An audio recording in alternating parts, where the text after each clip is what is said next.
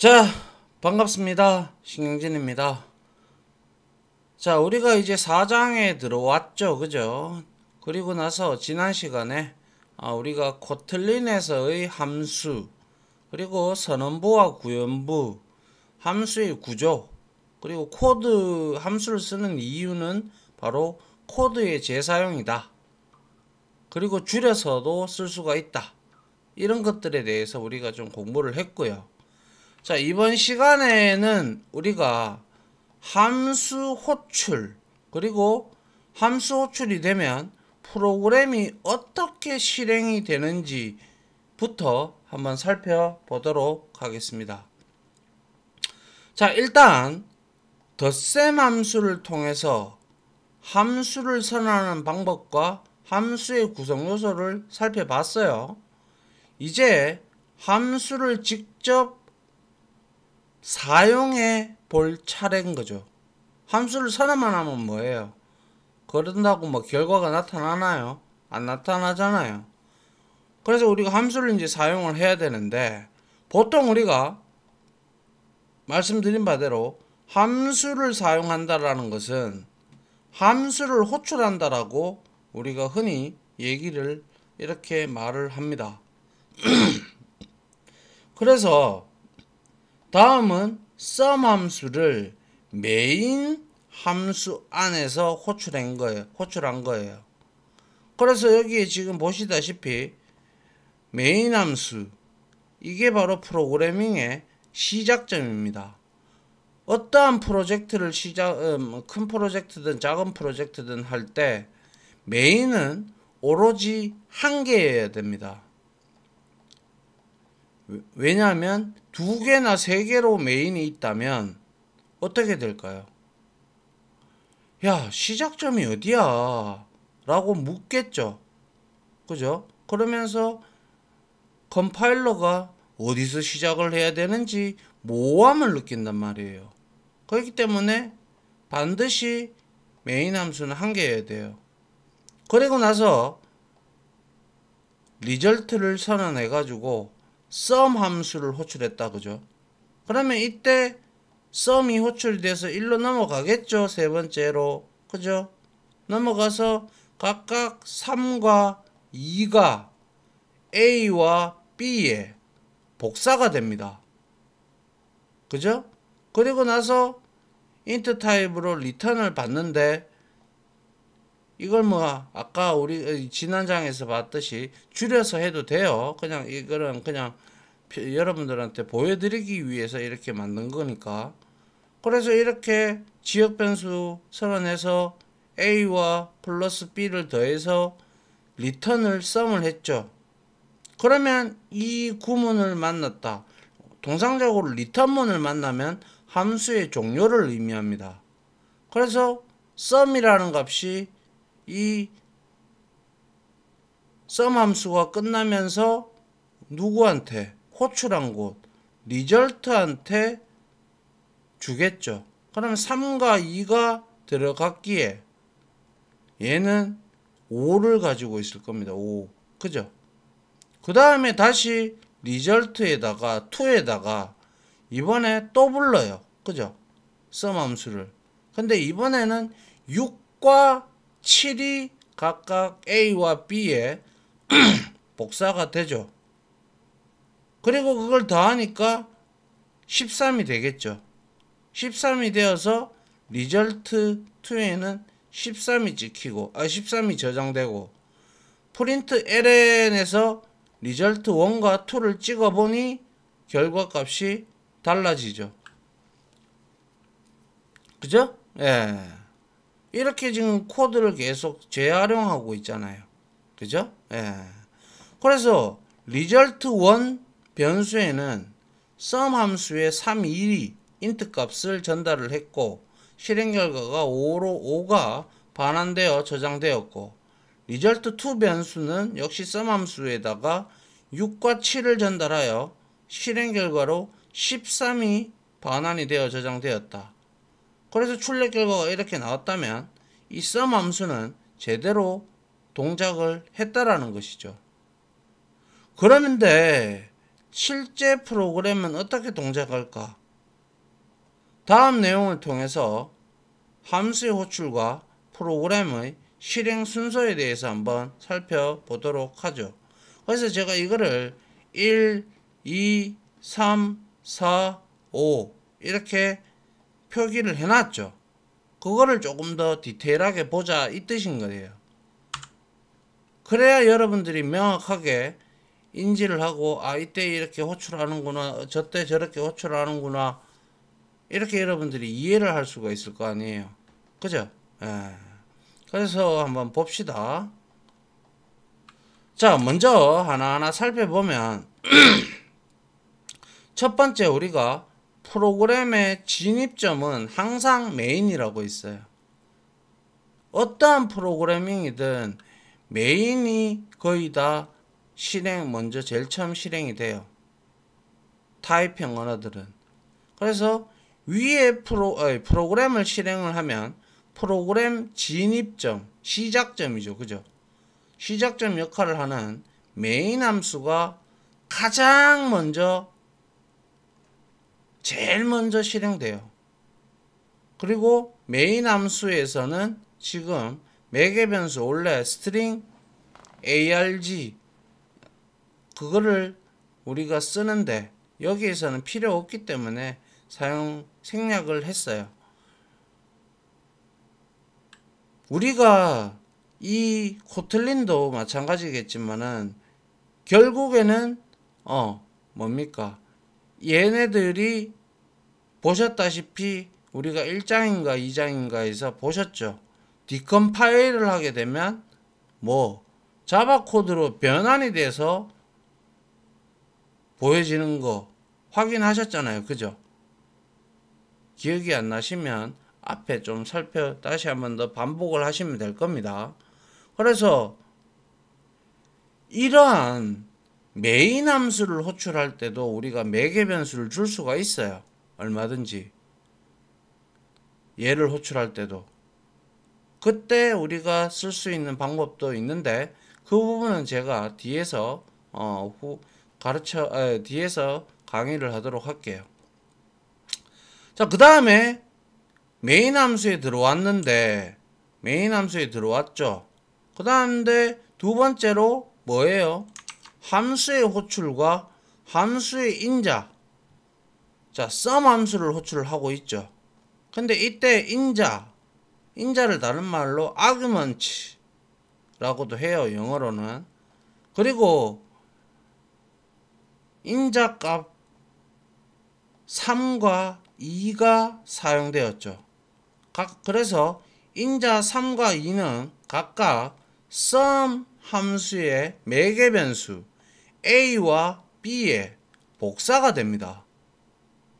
이런 걸 두고 전문적인 용어로 우리가 IT 용어로 call by value라고 하는 거예요. 아시겠죠? call by value. 그래서 나중에 어차피 설명을 드리겠지만 뒤에 나오는데 여러분들이 미리 알고 싶다면 call by value, call by reference. 자, 이 두 가지의 개념은 여러분들이 한번 찾아보세요. 빨리 알고 싶다면. 어차피 제가 설명을 나중에 할 거예요. 이거 이제 우리가 레퍼런스 타입으로도 이거를 호출을 해봐야 할 수가 있기 때문에 그때 설명을 드리면 되게 한몫 몰아서 설명을 드릴 거니까 만약에 궁금하신 분이 계시다면 이 두 개를 검색을 하셔서 먼저 선수학습을 해놓으면 나중에 제가 설명드릴 때 이해가 빠르겠죠. 일단 이거는 call by value입니다. 값이 복사되어진다라고 해서 호출을 하는데 value 값으로 호출된다. 이거는 reference 참조에 의한 호출이라고 우리가 흔히 얘기를 합니다. 자, 그리고 나서 sum 함수를 호출을 하면서 우리가 2에서 여기에서 그죠? 여기에서 sum 함수를 호출하면 프로그램 실행 흐름은 이제 메인에서 sum으로 바뀝니다. 그러면 메인은 뭐 하는데? 대기 타고 있어요. 대기. 그거는 이제 제가 뒤에 그 메모리 구조까지 그려가면서 그려놨기 때문에 그걸로 설명을 할게요. 그래서 sum으로 이동을 해요. 이게 물론 다 스택에 다 쌓입니다. 나중에. 그래서 이동을 하죠. 그럼 이때 함수를 호출할 때 전달한 인자 3, 2는 매개 변수 AB에 그대로 복사가 된다라고 했고, 이게 call by value라고 했고요. 이 값으로 덧셈 연산 3 플러스 2를 수행하는 거죠. 그래서 또한 결과값은 return을 통해서 sum 함수의 실행이 종료가 됩니다. 무슨 함수든 return을 만나면 함수가 종료가 됩니다. 그래서 즉 프로그램의 흐름은 이제 sum은 할 일 다 했고 return 했기 때문에 메모리 영역에서 제거가 됩니다. 그러면 얘가 제거가 되면 대기 중인 메인으로 다시 넘어오게 됩니다. 그러면 메인으로 다시 넘어왔죠. 그죠? 일로 돌아왔어요. 반환값 5는 리절트 1에 저장이 되죠. 역시 4에서 5도 마찬가지로 이거 말이죠. 여기서 4와 5 이것도 호출했죠. 결과값 반환 받았어요. 이와 같이 4-5도 2-3과 같이 똑같이 실행이 돼요. 그래서 이런 코드를 손을 짚어가면서 여러분들이 프로그램의 흐름을 한번 상상해 보면 좋겠죠.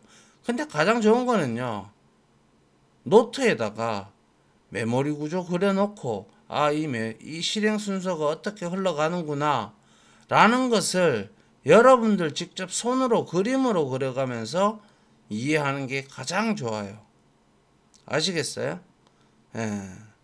그리고 또 sum 함수를 한 번만 선언해 놓고 다른 인자를 넣어 호출하는 과정을 통해 코드의 재사용이라는 함수의 장점도 느껴볼 수도 있겠죠. 이래서 함수를 쓰는구나. 그죠? 예. 그런 걸 여러분들이 몸소 느껴보는 게 가장 좋은 방법입니다. 자, 그 다음 한번 보죠. 자, 매개 변수와 인자라고 하는데 통상적으로 우리가 이렇게 얘기를 해요. 자, 매개 변수 그리고 인자값 그리고 argument 아까 전에 영어로 나왔죠. 그죠? argument 그리고 하나 더 있는데 또 까먹었네. 매개 변수 인자값 argument 파라메타입니다. 파라메타. 이 네 개는 거의 같은 의미로 쓰여지는데 구태여 우리가 이거를 따지자면 매개 변수와 인자값은 같은 역할을 하는 것처럼 보이기 때문에 같은 것으로 착각하기가 쉬워요. 근데 실제 현업에 가보시면 매개 변수, 인자값, 아규먼트, 파라메타 막 섞어서 써요. 그래서 다 알아서 알아들어야 돼요. 근데 엄밀히 구분을 하자면 하지만 이 둘은 명확하게 구분할 수는 있는 개념은 맞아요. 그런데 이거를 섞어서 많이 써요. 알겠죠? 그래서 다 알고 있어야겠죠?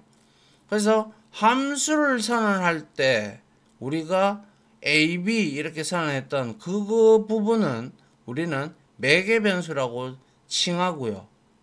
함수를 호출할 때 우리가 3이나 2를 주잖아요. 그런 값들을 우리는 인자 값, 줄여서 인자라고 불러요. 사실 다 똑같은 의미를 지닌다라고 봐도 상관은 없어요. 왜냐? 현업에서는 이걸 다 거의 비슷하게 쓰기 때문에 어떤 책도 마찬가지예요.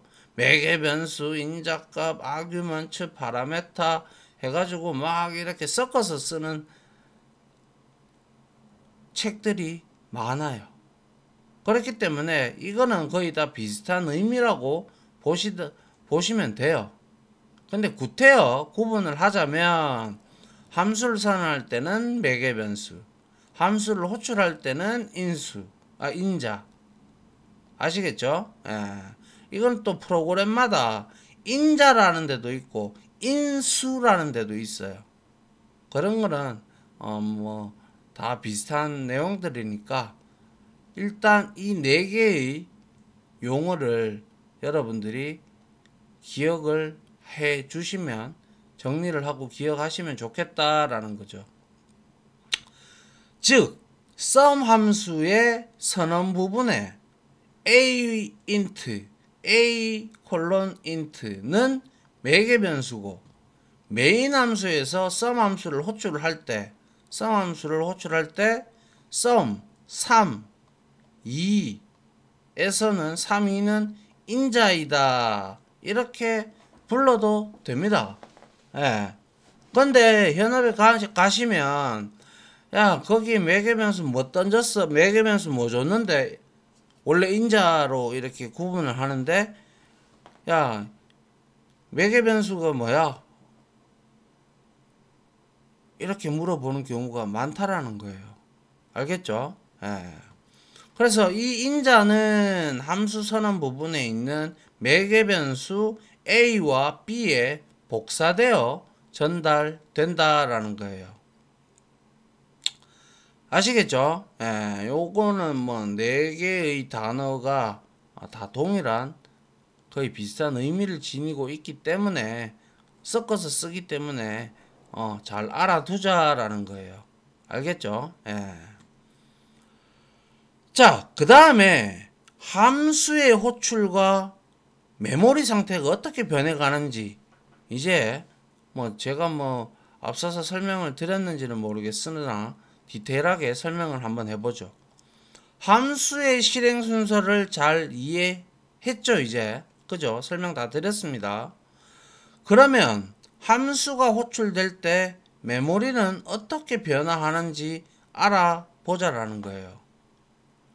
메모리까지 굳이 알아야 될 필요가 있습니까? 라고 물어보면 저는 알아야 된다라고 생각합니다. 프로그래머라면 자기가 선언한 변수가 어떠한 메모리 영역에 위치해 있고 어떻게 사용되어지는지를 알아야 우리가 메모리를 관리를 할 수가 있겠죠. 그죠? 예. 그래서 프로그램이 실행되면 메모리에 프로그램을 위한 공간이 만들어지거든요. 만들어지는데 다음은 두 수 중에서 더 큰 수를 반환하는 max라는 함수를 선언하고 정의하고 호출하는 코드인데요. 이 코드와 함께 함수와 함수에 사용된 변수가 메모리에 어떻게 저장되는지 한번 알아보자라는 거예요. 여기서 max 함수에서는 축약한 형태의 if else 문이 들어 있어요. 자, 보시죠. 메인이 최초로 시작되죠. 그럼 스택에 메인이 제일 먼저 쌓여요. 그리고 각각 메인 함수 영역에 무엇이든 마찬가지지만 메인도 함수죠. 함수 안에 선언되어 있는 것들을 우리가 지역 변수라고 불러요. 아시겠죠? 그래서 여기에 10과 3을 int형을 지역 변수를 10과 3으로 초기화를 했고 리절트는 int 타입이다 라고 해서 초기화는 아직 안 해놨어요. 0으로 초기화를 하는 걸 저는 추천드립니다. 그래서 예를 들어서 그래서 result하고 자 우측에 max라는 함수를 호출하고 있어요. 그런데 num1과 num2를 10과 얼마예요? 3이죠. 얘를 이용해서 max 함수를 호출하는 거예요. 그러니까 max한테 가보니까 이렇게 돼 있거든요. max는 매개 변수 두 개를 int형으로 받아서 이건 한 줄로 나타낸 코드죠. 그죠? 그래서 if a가 b보다 크면 a를 리턴을 해주고 그렇지 않다면 b가 더 크다라는 거죠. 그죠? 그리고 나서 프린트 ln을 찍으니까 당연히 10이 더 크니까 10이 이렇게 찍힌 거예요. 그러면 자 스택에 제일 처음에 메모리에 메인 영역이 이렇게 만들어지고 그 다음에 메인 영역에서 생성된 지역 변수가 num1과 num2와 result가 여기 있을 거예요. 세 개가. 그죠?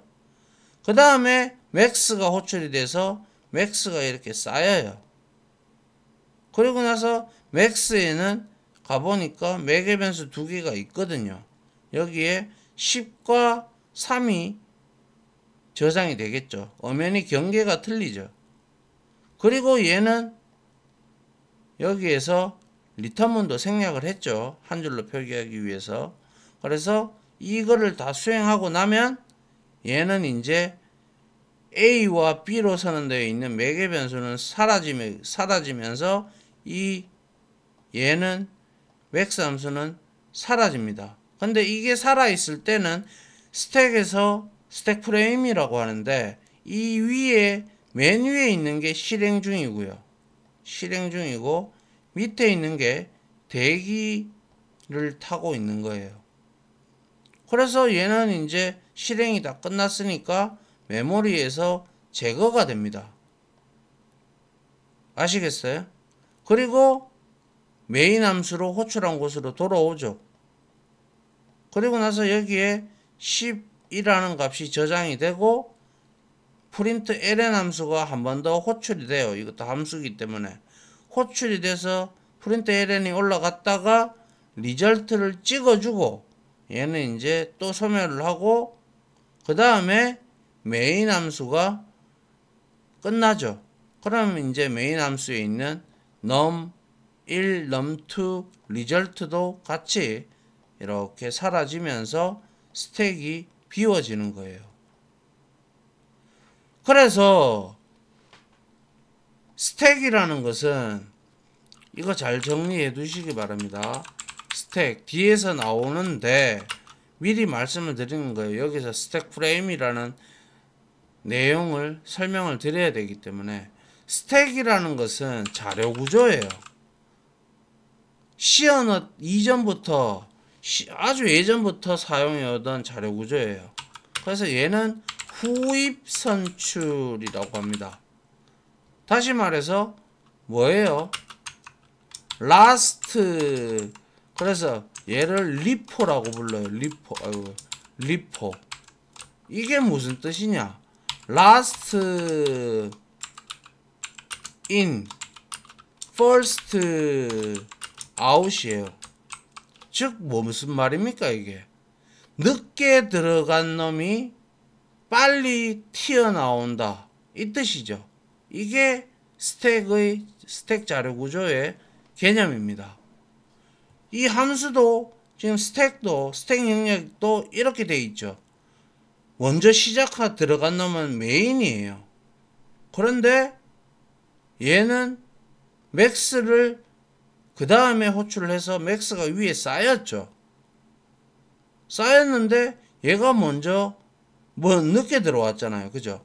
늦게 들어왔는데 얘가 먼저 사라지죠. 그 다음 얘가 사라지고 그래서 last in, first out 제일 늦게 들어온 놈이 제일 먼저 빠져나간다는 그러한 후입 선출이라는 개념이 존재한다라는 거예요. 아울러 우리가 이 스택은 비유를 하자면 택시기사 아저씨의 동전통을 한번 생각해 보세요. 동전통이 어떻게 생겼어요? 이렇게 생겼죠. 그래서 여기에 출입구가 있고 여기에서 돈을 100원짜리를 거슬러 주기 위하든 500원짜리든 간에 여기에다가 이렇게 축 넣죠. 영업을 하기 위해서. 그죠? 근데 넣으면 맨 처음 넣는 놈이 맨 아래로 가죠. 근데 맨 늦게 들어간 놈이 우리가 잔돈을 거슬러 줄 때 맨 늦게 들어간 놈이 맨 먼저 튀어나오죠. 그래서 여러분들이 이거는 스택은 택시기사 아저씨의 동전통이다 라고 여러분들이 기억을 하시면 편할 거예요. 또 이거 말고 또 대표적인 우리가 스택과 같이 대표적으로 통용이 되는 Q라는 게 있어요. Q. 이거는 이것도 역시 스택과 같이 예전부터 쓰여졌던 자료 구조고요. 얘는 선입 선출이에요. 그래서 얘를 FIFO라고 해요. FIFO. First in, first out 이라고 해서 얘는 우리가 이제 추후에 배우게 될 스레드 풀이나 스레드나 이런 것들 그리고 뭐 여러 가지 스케줄링이나 이런 것에서 우리가 작업 대기하고 이런 것들에 많이 사용이 됩니다. Q는. 그래서 얘는 여러분들이 생각하시기에 수도 호스 혹은 파이프라고 생각을 하시면 되겠죠. 수도 호스 같은 경우는 물 틀면 제일 먼저 출력된 물이 들어온 물이 제일 먼저 나가잖아요. 그죠? 그게 Q라는 자료 구조라는 거예요. 그리고 파이프도 마찬가지. 파이프를 밑에 매설을 해가지고 우리가 심어서 이제 물을 흐르게 만들면 맨 처음 들어온 물이 맨 처음 빠져나가죠. 그러한 구조라고 해서 얘는 선입선출 Q라고 합니다. 이 두 개는 어떠한 언어에서도 다 써요. 그렇기 때문에 잘 정리를 해 두시면 추후에 이 내용이 또 나와요. 나오면 여러분들이 이해하기가 매우 수월할 겁니다. 아시겠죠? 그 다음 보죠. 자, 그래서 함수의 호출과 메모리를 봅시다. 제가 말씀드린 게 맞는지. 자, 프로그램이 실행이 되면 메인 함수가 가장 먼저 실행이 되죠. 그리고 중괄호가 감싼 본문 코드가 실행이 되죠. 그러면 메인 함수의 본문인 중괄호 안에 있는 아까 우리 여기 봤던 이 num1, num2, result 이 값들 본문의 변수는 어디에 어떻게 저장되는 것일까? 바로 여기에 보시다시피 여기에 스택이 있고 여기에 힙이 있다라고 봅시다. 그죠? 그러면 메인 함수가 이게 메인 함수 영역이에요. 그죠? 실행이 되면서 그러면서 뭐예요? args는 메인 함수에 매개 변수가 있고 그리고 num1, num2, result는 아직까지 값을 몰라요. 호출을 안 했기 때문에. 그죠? 그래서 메인 영역에는 이렇게 한 메인 함수 영역이 잡히고 여기에서 우리가 지역 변수 2개를 선언, 3개를 선언한 거죠. 그리고 이거는 메인의 매개 변수라서 이것도 같이 선언됐다라고 보시면 돼요. 그래서 이런 걸 두고 우리가 메인 함수의 스택 프레임이다 라고 얘기를 합니다. 그래서 메인 함수에서 우리가 max를 호출했죠. 그래가 max가 이렇게 쌓이는 거예요. 그리고 나서 10과 3이 넘어왔기 때문에 A와 B의 그 지역 변수에다가 A와 10과 3이 각각 복사가 돼서 max 함수의 스택 프레임 영역이 이렇게 만들어지는 거예요. 이해하시겠어요? 예. 자, 그림의 가장 아래쪽은 메인 함수의 스택 프레임에 대해서 설명을 해보면 메인 함수 본문인 중괄호 안에 있는 지역 변수 args, num1, num2, result는 첫 번째 스택 프레임에 들어있죠. 당연하죠. 메인 안에서 선언이 됐으니까. 그죠?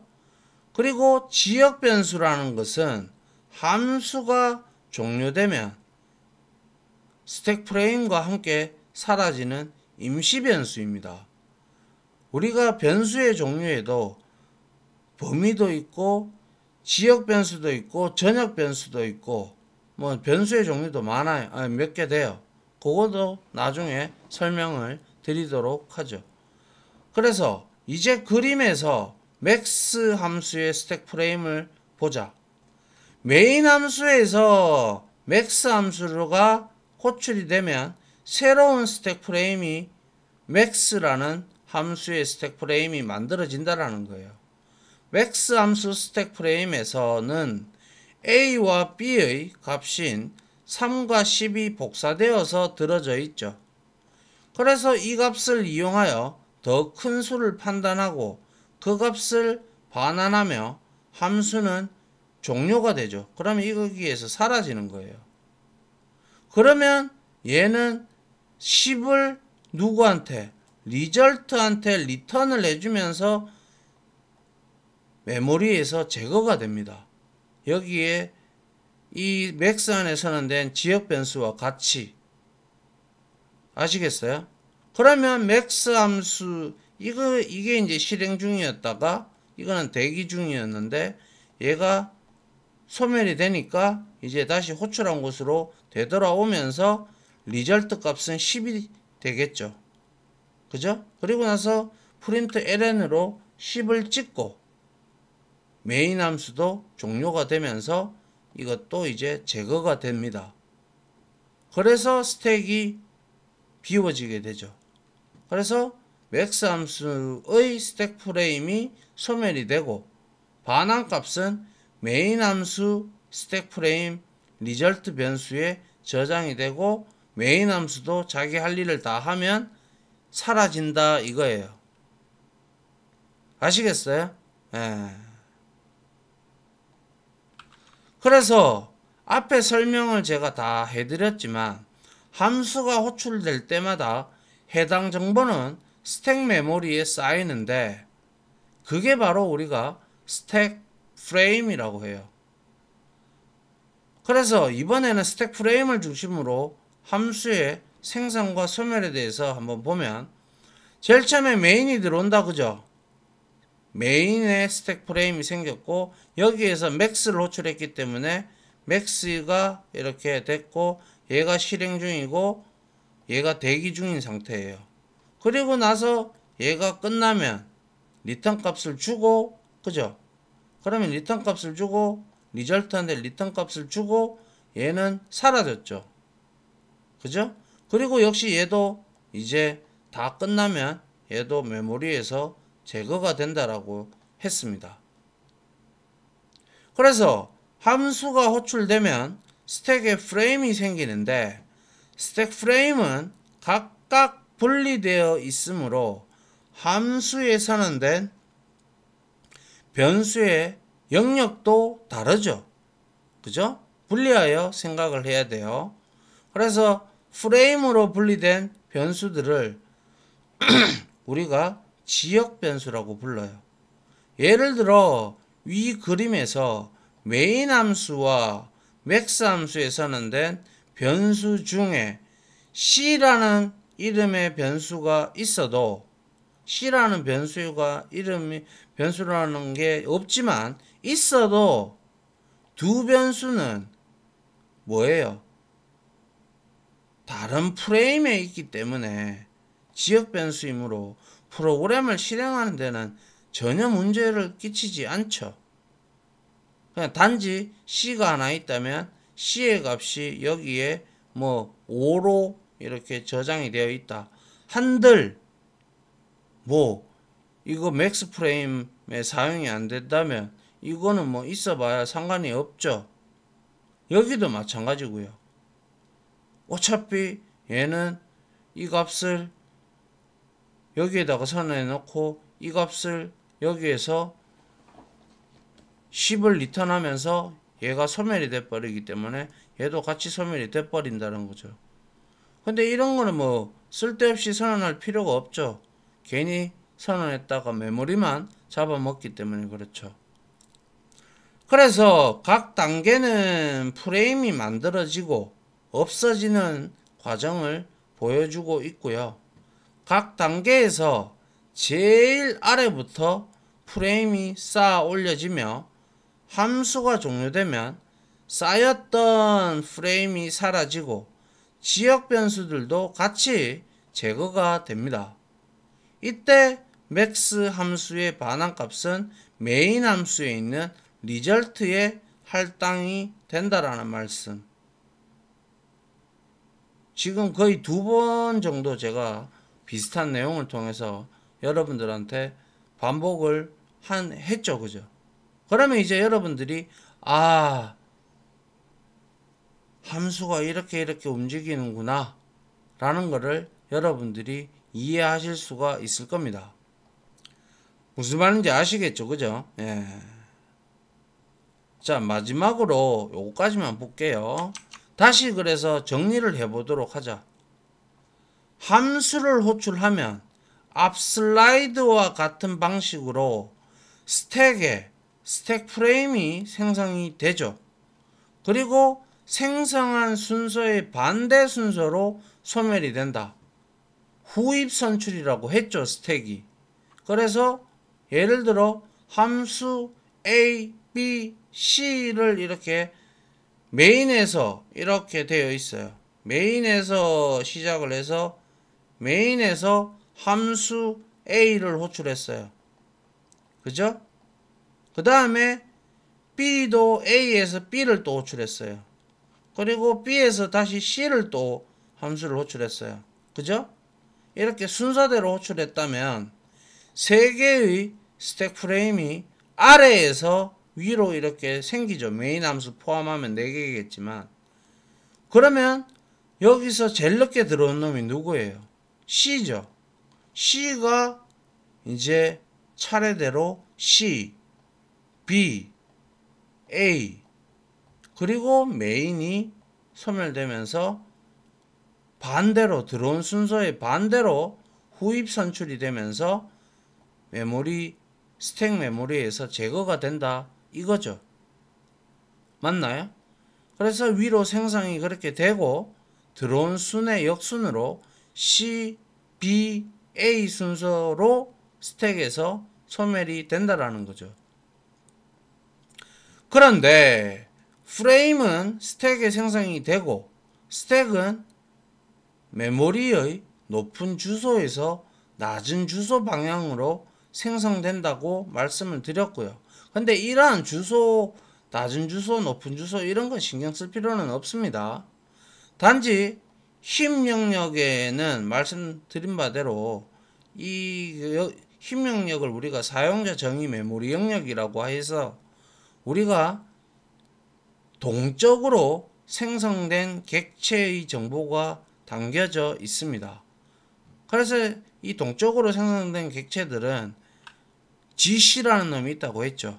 걔가 일정 시간이 되면 참조를 잃은 객체들은 수거를 합니다. 그래서 메모리 정리를 해줍니다. 힙 영역은.